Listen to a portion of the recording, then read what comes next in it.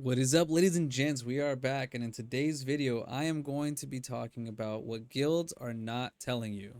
This is pretty much just going to be me reading off a script, but it's just I have a lot to say. So, ladies and gents, we are here to educate you on why you are never going to be placing in the top 10 in guild activity. Guilds, as you know, are pushing for activity for tomorrow to be the number one, and the way they are doing that is by activity exploitation. But before we go into that, let's please define what an exploit is. By definition, an exploit is to make full use of and derive benefit from, etc., etc.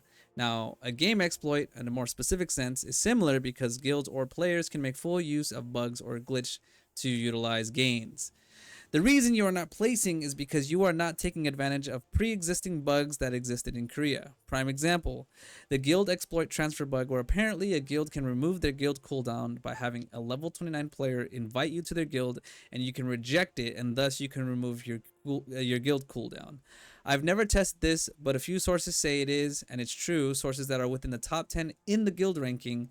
This hasn't been patched since Korea, so you will see guilds transfer high activity players in the rankings within their own personal alliance or outside their alliance. Depends on what or how hungry they are for the rank 1 spot. That's just one way to activity exploit to stack into one guild.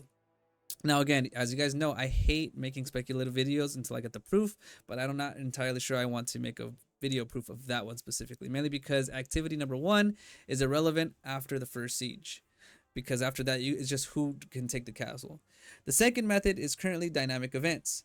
There should be no reason a level 50 player is in a starter zone. However, because Lantern Festival grants the most co-op activity points as a collective guild, it rewards the entire group as opposed to only the top 10, 25, or 50 players from an event like Moonlight or Talisman Delivery.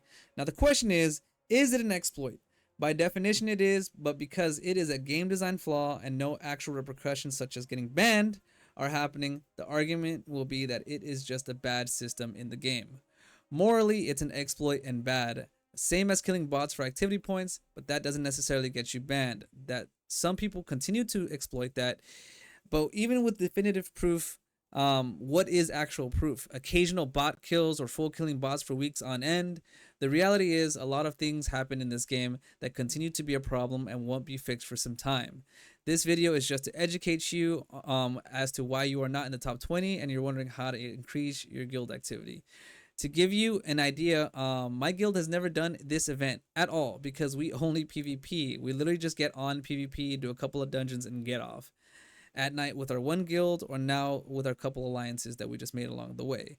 We have always floated our guild ranking top 20 to 25, but we did Lantern event as a guild for 3 days, literally 3 days, and we are now the top 6th guild on the entire server.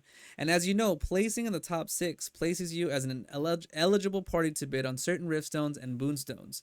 So it is important to be in the rankings, otherwise you are irrelevant. If you want to know who is doing this, it's not hard to see. Just go to visit any event that's Lantern, and even with recordings of every event so far, you will see the same names. I have seen names change from 3 days ago that are in the guild to different ones. I literally have a screenshot from specific guilds from the top 5, and 3 days now I wanted to see if the name stayed the same to, remain authentic, to see if they're legitimately getting to number 1, but that's not the case. They've already swapped out players. Now, whether they use the guild transfer exploit, because as you know, it's a 36-hour cooldown. The announcement for the 25th was, I think, 2 or 3 days ago. No, yesterday. So that means tonight it's closing by the publishing of this video within 8 minutes. And whoever's number 1 will be the one that defends the castle. So that's the main reason why people are fighting for this. My final thoughts are I have never liked policing players because we are all adults and you do whatever you want in this game because you take on that risk. If you're a botter, that's on you. You'll get banned eventually. If you use macros, you'll get caught eventually. If that's, the funny thing about that one is that Throne eventually wanted you to do that casually, I think, but they removed it. So now it's a bannable offense. However, I will call out individuals that pretend to be clean when in reality they are not. As all of you know me, I don't know any of that fancy stuff. All I know how to do is make videos. I don't judge for the most part on what you do, but it's sad to see that it is the way that things have to be done currently. But you can't fully be upset because take it up with the developers to fix their game ASAP. And until then, adapt and use the system because the rest are not going to stop. And the more you don't, the more you lose out on in-game opportunities. If you haven't already subscribed, hit me with the sub. I keep forgetting to post the other exploit, but I will. I just have work. Again, I do this for fun. This is just something I do on the side.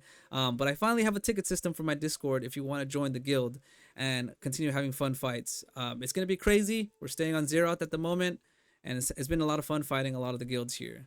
But yeah, those are my 2 cents. Now you can go ahead and start doing the lantern event with your guys and see your activity completely change as long as everyone's doing it. And everyone needs to be active. So that's pretty much it. And I hopefully you guys learned it on the drive home or something. There wasn't really much going on. I was just doing this little video here for you guys with my characters just standing still. So thank you guys for watching, and as always, stay blessed. Oh no, gotta find the stop sign. There it is.